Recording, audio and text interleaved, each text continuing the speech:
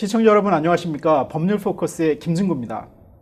살다 보면 주변에서 뜻하지 않게 범죄에 관련된 분들을 볼 수 있습니다.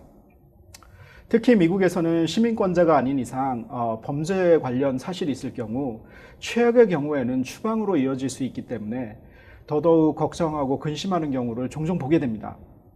따라서 오늘은 범죄 기록과 이민에 관련된 상황에 대해서 이민법 분야에서 가장 활발하게 활동하고 계신 변호사분 중 한 분인 김성민 변호사님을 모시고 함께 살펴보는 시간을 갖도록 하겠습니다. 김 변호사님 오늘 나와주셔서 감사합니다. 네, 우선 미국 내 범죄 기록 또는 범죄 사실이 이민 생활에 미치는 영향에는 어떤 부분이 있을지 간략한 설명을 부탁드리겠습니다.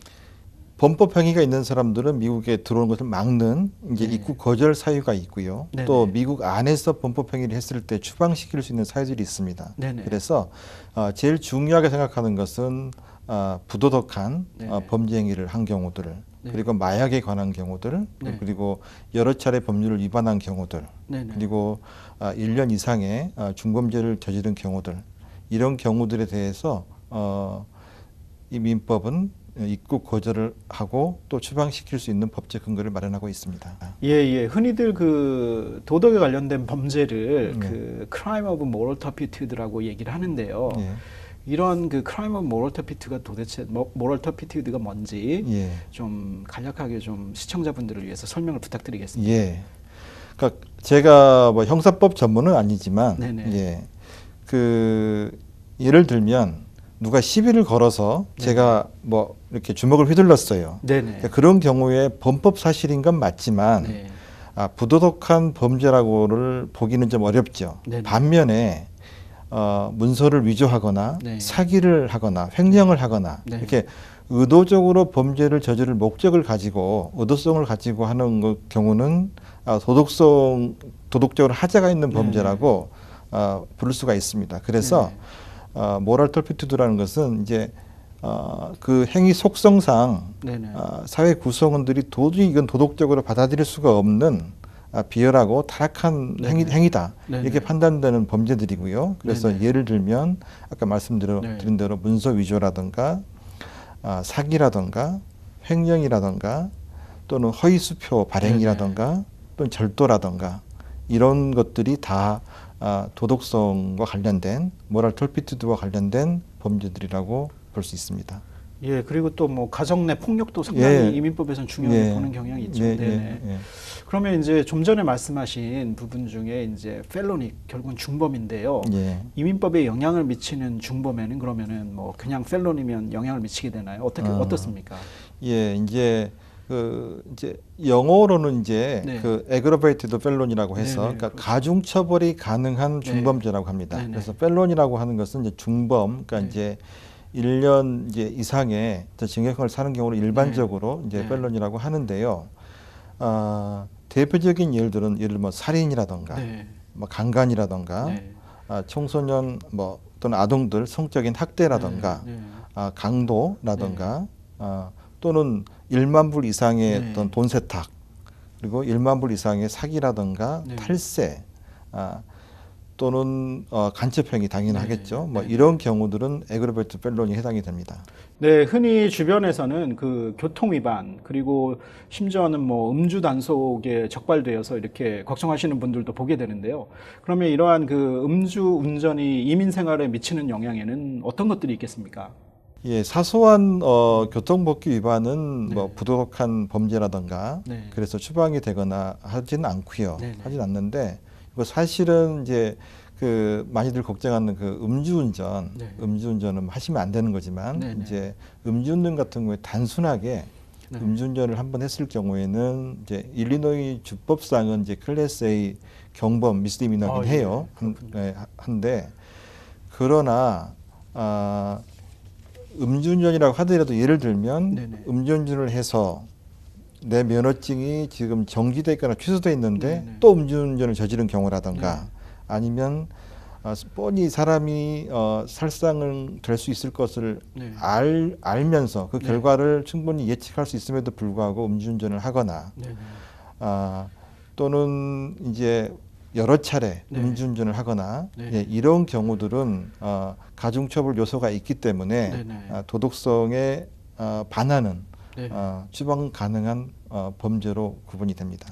예, 말씀하신 것처럼 일단은 뭐 음주운전을 안 하셔야 되겠지만 네. 그 단순한 음주운전을 넘어선 수준에 대해서는 뭐 저희가 상당히 주의를 기울여야 되실 만한 상황인 것 같거든요. 예.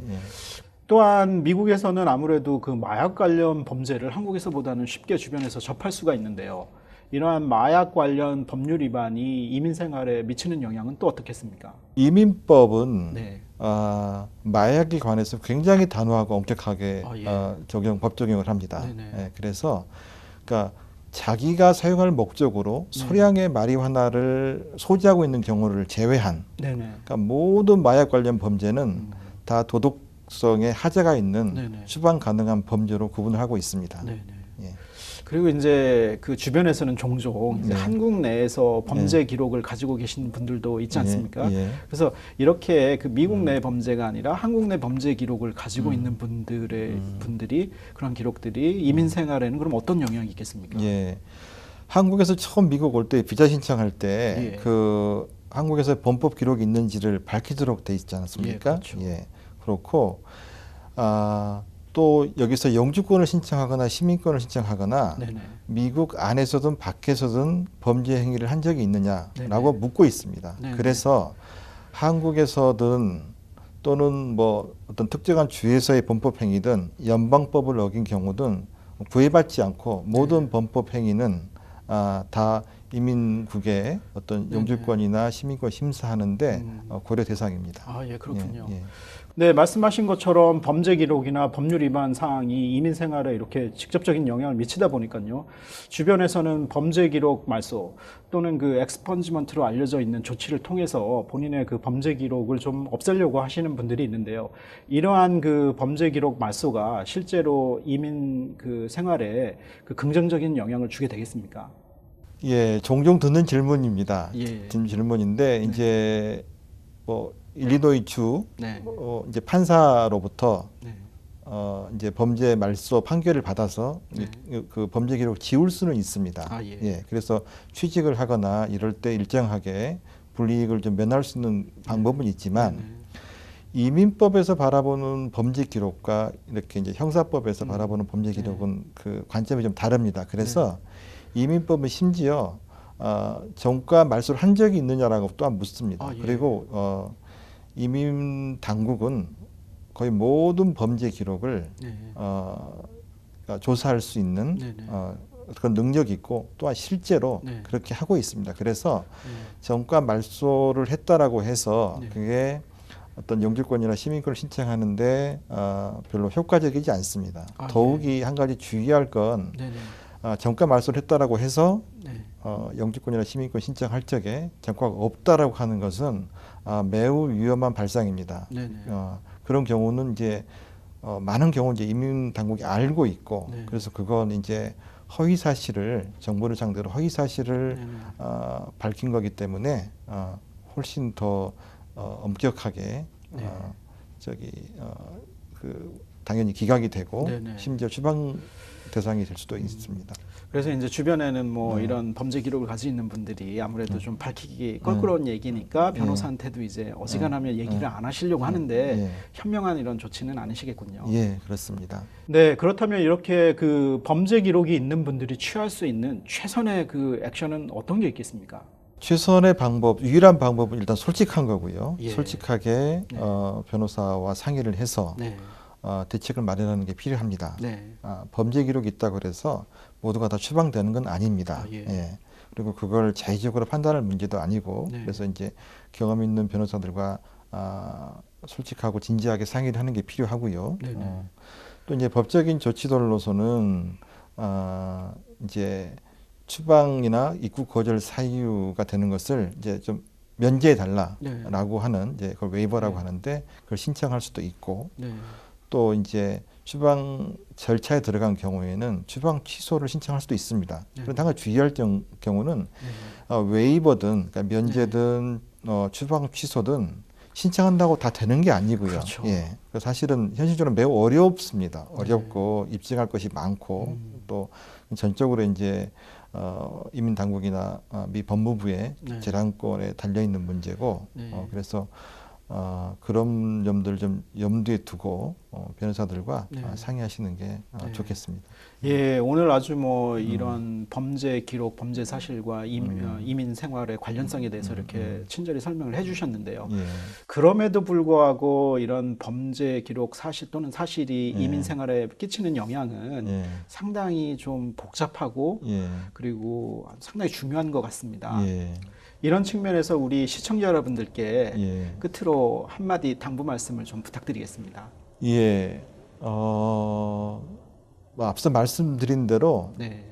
이민법은 범죄 행위나 범죄 네. 기록에 대해서 매우 엄격합니다. 네. 그래서 사소한 범법 행위 자체가 미국에서 이제 비시민자로서 네네. 사는데 심대한 결과를 초래할 수가 있습니다. 예. 그래서 무엇보다도 그런 범법 행위에 연루되지 않도록 각별히 주의하시기를 바라고요. 네. 근데 이제 불행하게도 또는 부득이하게 네. 그런 일이 발생했을 때 아까 말씀드린 대로 자의적으로 해석하거나 네네. 아니면 뭐 주변에 떠도는 얘기를 믿지 마시고 네네.